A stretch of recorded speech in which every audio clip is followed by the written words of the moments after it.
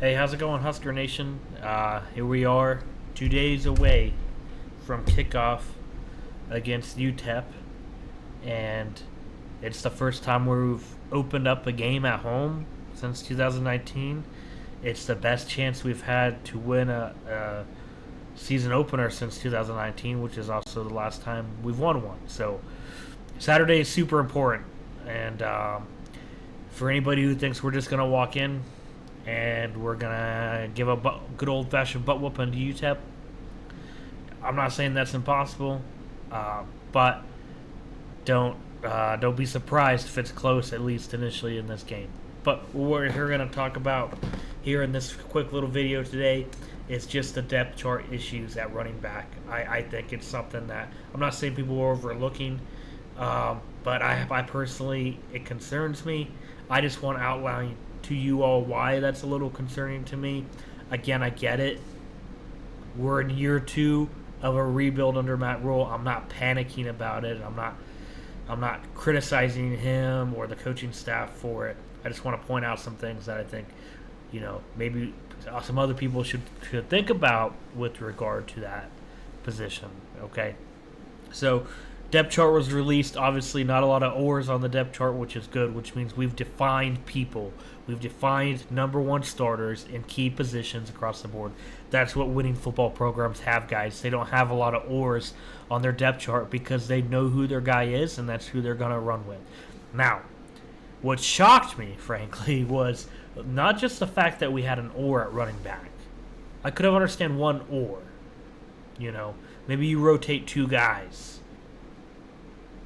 It's Big Ten, it's physical. We have 4. There's 4 running backs, and according to the depth chart and according to Rule at his press conference, all 4 guys are completely, at this point, equal. So we obviously have Ramir Johnson. He's been here, feels like, frankly, forever. He's been injured, frankly, it feels like forever. So you have Ramir Johnson. You have Emmett Johnson. You saw him come in and have to play as a freshman last year after all the injuries at running back. There was a couple flashes there a couple times. I thought he had a pretty quick first step at times, but I don't know that I saw anything in him that made me think, hey, he's an every down Big Ten running back. Then we have Gabe Ervin Jr., a guy who feels like, again, been here forever, a guy who feels like name has come up at the beginning of every preseason and who seems like he's been hurt every year. So, what do you make of that?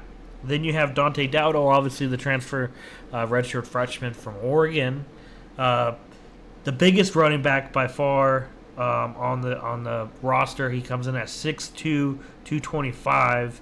The only person close to him in size is Gabe Ervin, who is listed at 6'1" and 220. The other 2 running backs are below 6 foot, just barely, and they're around 200 pounds. That's more of the size of what you think of with like Amir Abdullah in the past, right? Is that size right there. Now, Rule said, hey, and you guys aren't just going to criticize me. Rule said it himself, hey, ideally by now I would know who my one guy is, running back, but we don't. I've seen people on social media that say, well, our defense is so good. That's why I can't figure out, who's the best. No, guys, just let's not be completely unrealistic. Yes, I think our D-line is very good. Yes, they definitely go against them in practices. They definitely fight against them in scrimmage. But that's not how practice works. Every practice, these running backs don't just line up and run against the number one D-line. They're rotating. There's scout teams. There's second string. There's third string. There's drills. There's individual drills. There's all different sorts of things that they have that these coaches can look at and judge these 4 running backs and could have said, hey, one of these guys is our guys. Now, the fact that they haven't said that about any of them tells me that we have an average running back room at best. Now, I hope I'm wrong. I hope, a couple weeks down the road, we're like, oh my gosh, Gabe Ervin Jr. or Ramir Johnson or Emmett or Dondell, they're a dude. But everything's giving me the indication that we just have an average running back room, and we're going to have to keep rotating, which Nebraska's done for the last 2 years, is this running back by committee where you play 3 or 4 a game. They get 10, 15 yards each per game, and we have no one that stands out. Here's the issue with it, okay? When you think about the great Nebraska the great Nebraska teams, especially under when we were successful last, frankly. Bo Pelini, you have Amir Abdullah, Rex Burkhead. You had running backs, clear number ones who you knew were going to get the ball handed to them often.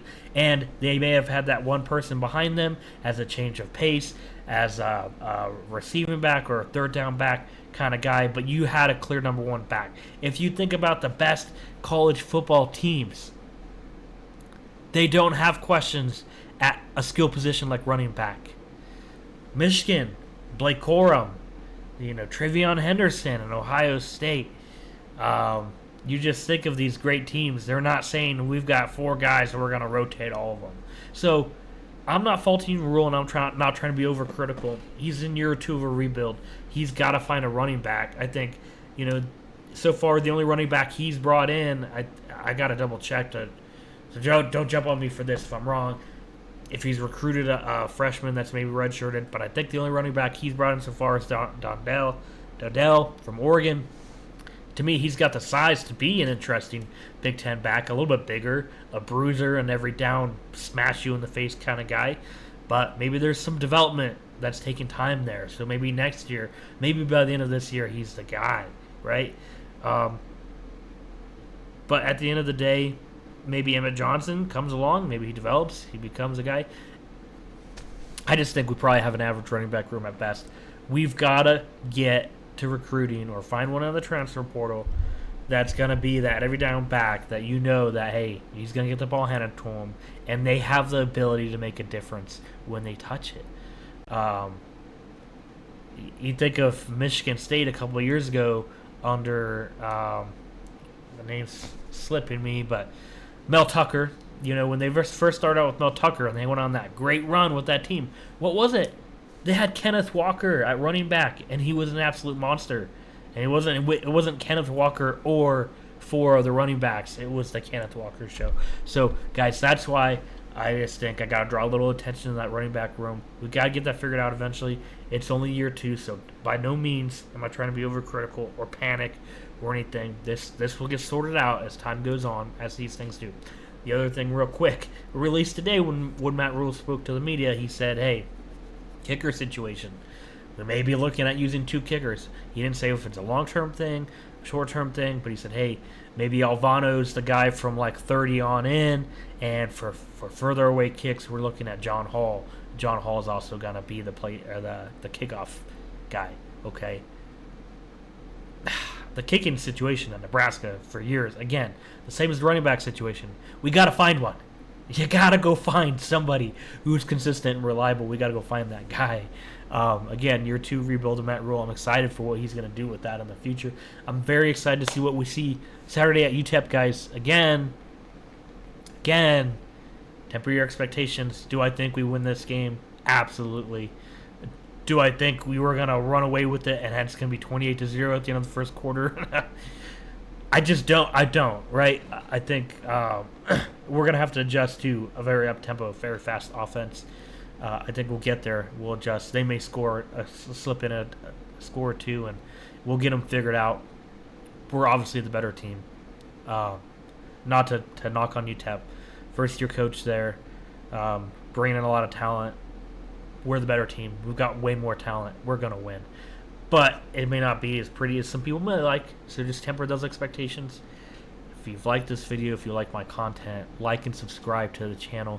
Visit me at redwhitecornsports.com. You can also find my videos and my articles at thecharacterchronicles.com as well. Thank you. Go Big Red.